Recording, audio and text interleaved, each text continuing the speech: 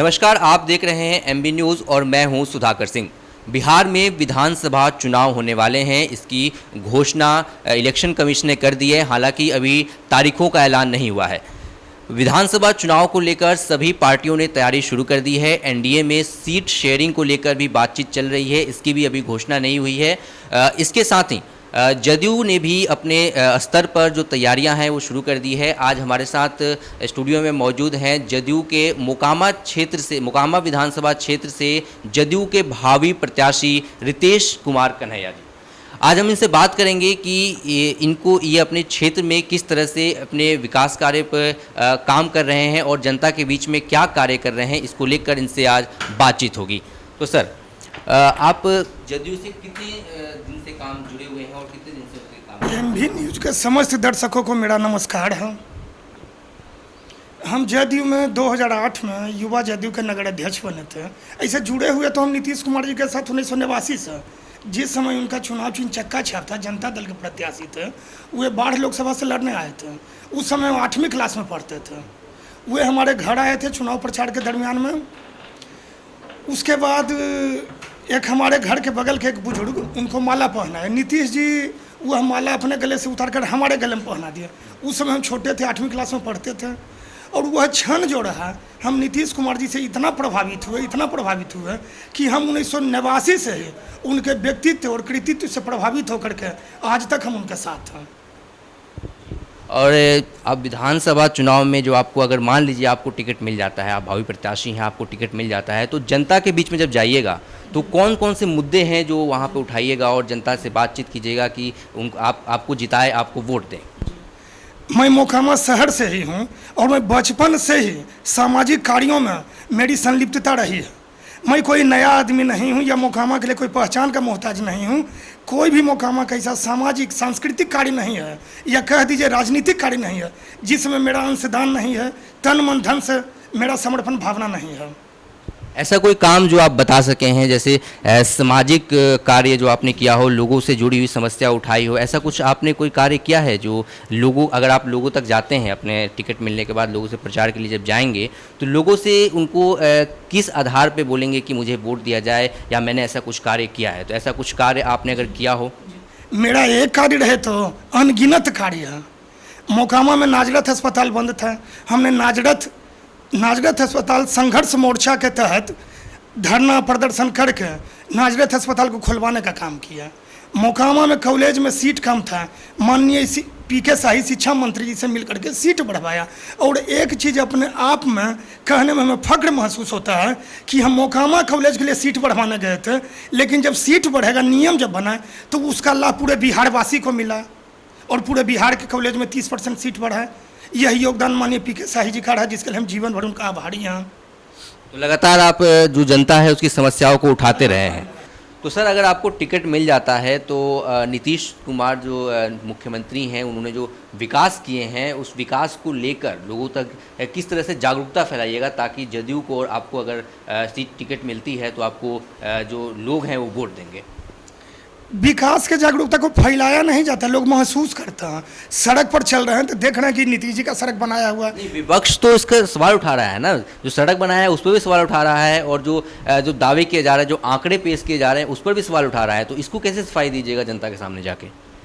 विपक्ष का कोई जरूरतमंद मुद्दा हो उसमें ना हम जवाब देंगे।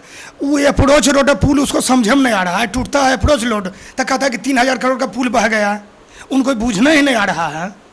पहले तकनीकी जानकारी लें, सलाहकार रखें, तकनीकी सलाहकार बहाल करें। उनका आज तक का क्या इतिहास है? बचपन से तो देखे चरवाहा विद्यालय, पहलवान विद्यालय, तो दिमागी रूप से तो संकुचित है।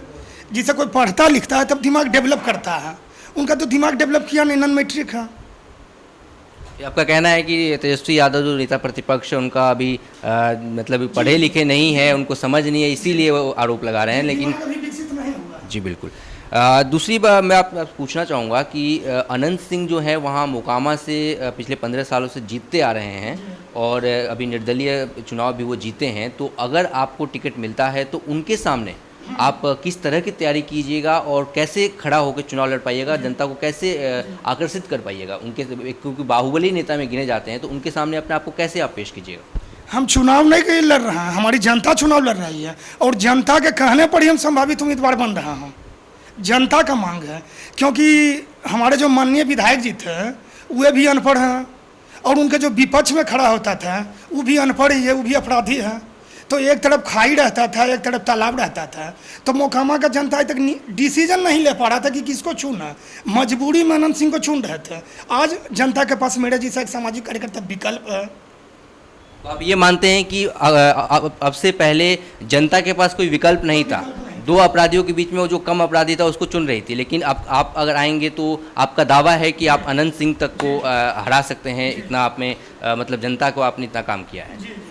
इसमें एक और चीज़ मैं आपसे पूछना चाहूँगा कि जो राजद के जो नेताओं हैं, कई नेता जो है जदयू में शामिल हुए हैं, राजद छोड़ के जदयू में आए हैं, तो इसको लेकर आप क्या कहेंगे कि जदयू जो है वो काफ़ी मजबूत होगा या एनडीए को इसका फ़ायदा मिलेगा या नहीं मिलेगा, या जो नेताओं का फेरबदल है, श्याम रजक जो यहाँ से जदयू से राजद में गए हैं तो उसके अगेंस्ट में जदयू ने सेंधमारी की है, इसका रिजल्ट है ये नेताओं का आना, या वाकई नेताओं के आने से कोई मजबूती मिलेगी जदयू को?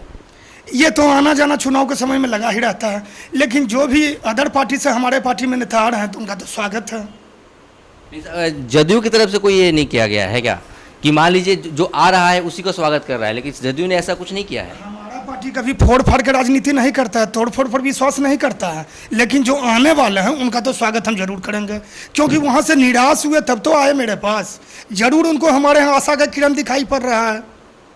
कोई अच्छा के लिए अपना पार्टी छोड़ करके दूसरे पार्टी में आता है, हमारे यहाँ उनको बेहतर भविष्य दिखाई पड़ता होगा तब तो आ रहे हैं। बिल्कुल, जो भविष्य की तलाश में जो आ रहे हैं उनका आपने स्वागत किया है। दूसरा, ये एलजेपी के जो नेता हैं चिराग पासवान, वो लगातार सीएम नीतीश कुमार और जदयू पर हमला बोलते आ रहे हैं। एनडीए की सरकार है, इसके बावजूद भी वो नीतीश कुमार को घेरते आ रहे हैं, तो इसका असर क्या जदयू पर भी पड़ेगा या एनडीए पे पड़ सकता है?